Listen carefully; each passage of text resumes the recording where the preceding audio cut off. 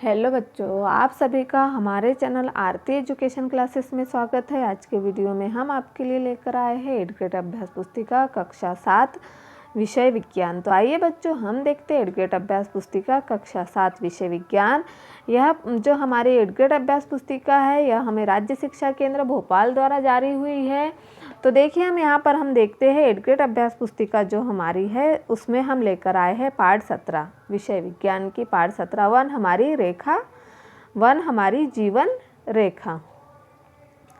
तो देखिए, यहाँ पर वन हमारी जीवन रेखा के में पहला प्रश्न है, प्रश्न नंबर 1, वनों में पाए जाने वाले पादपों के नाम लिखिए। तो वनों में पाए जाने वाले पादपों के नाम निम्नलिखित है, जैसे शीशम, नीम, सेमल, पलाश, अंजीर, खैर, बांस, साल, आंवला आदि। यह क्या है? वनों में पाई जाने वाली जनजाति है। फिर पेड़ों के पादपों के नाम है। फिर देखिए, यहाँ प्रश्न नंबर 2 है, वनों में प्राप्त होने वाली उत्पाद वस्तुओं की सूची बनाएं। तो वनों से प्राप्त उत्पाद गोंद, तेल, मसाले, जंतुओं का चारा और औषधीय पादप आदि वनों से प्राप्त उत्पाद है। फिर प्रश्न नंबर 3 है, ह्यूमस किसे कहते हैं? तो सूक्ष्म जीव मृत पादपों एवं मृत जीवों के उत्तकों को भोजन के रूप में खाकर गहरे रंग के भुरभुरे पदार्थ में बदल देता है, जो मृदा के लिए पोषण देने का कार्य करते हैं, ह्यूमस कहलाते हैं। ह्यूमस हम किसे कहेंगे?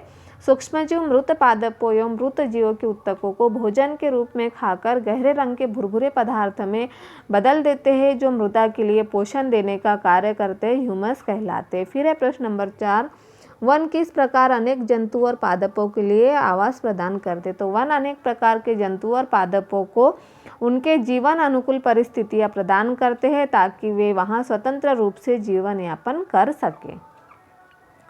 फिर अगला प्रश्न है हमारा प्रश्न नंबर 5, खाद्य श्रृंखला किसे कहते? उदाहरण देकर समझाइए।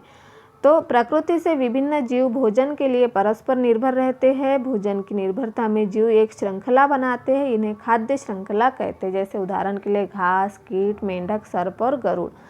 फिर प्रश्न नंबर 6 है, वनों को हरे भरे फेफड़े क्यों कहा जाता है?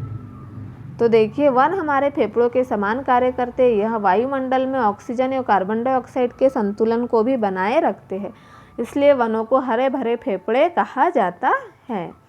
फिर अगला प्रश्न है प्रश्न नंबर 7, वन एक गतिक सजीव इकाई है जो जीवन और जीवन क्षमता से भरपूर है। इस कथन से आप क्या समझते हैं?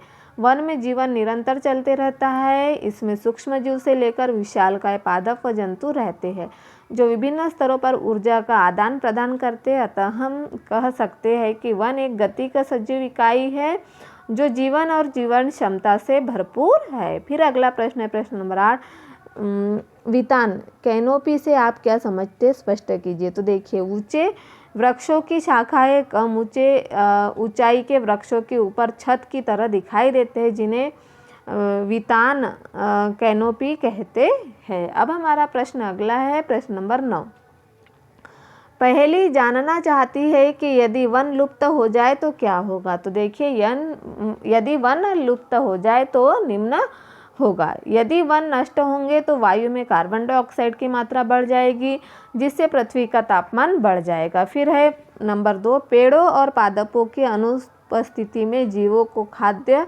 और आश्रय नहीं मिलेगा। पेड़ों की अनुपस्थिति में मृदा जल को नहीं बांध पाती, जिससे बाढ़ आएगी, और वन अवरोपण हमारे जीवन और वातावरण के लिए घातक है।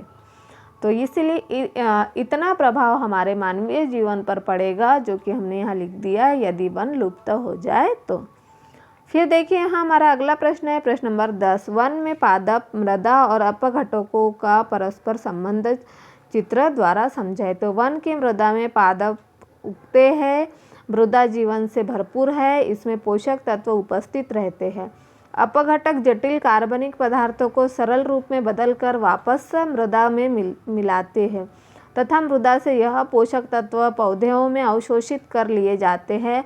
पौधों की मृत्यु या अन्य कारणों से ये मृदा में अपघटकों द्वारा मिला दिए जाते हैं। इस प्रकार यह क्रम चलता रहता है। तो इस तरह से हमने वन में पादप, मृदा और अपघटकों का परस्पर संबंध चित्र यहाँ समझा दिया है, जो कि प्रश्न नंबर 10 में है। इसे आप पूर्ण कर लीजिए।